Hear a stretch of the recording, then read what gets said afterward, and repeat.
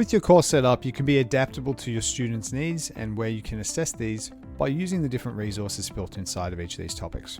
Coming inside this topic, we have our fixed assessment, which will align in this case to our learning snapshots. That helps to track student outcomes against your specific curriculum. We have our smart lessons, which you can use to present to students to help instruct them through different content and work through together as a class.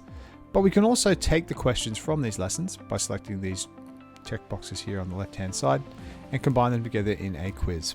Quiz is a very specific style of assessment. What the quiz will do is it will pull each of the questions out of these lessons here, specifically the closed questions, combine those together into a question bank, and then you can specify how many questions you would like the assessment to be consisting of.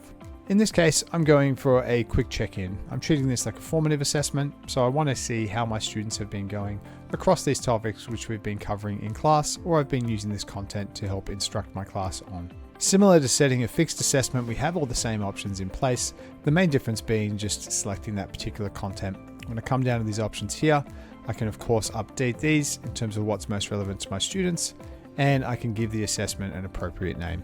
Similar to our fixed assessments, from the assessment page, we can come and edit any of the details for what we've assigned, including editing any of the content or previewing some of the questions.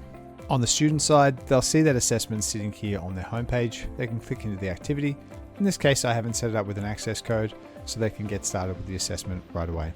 Just like the tracking on any of our pre-created assessments that we have in the system, you'll be able to see which activities you've used and assigned out as a quiz, or you can view the active quiz as well from the classwork tab.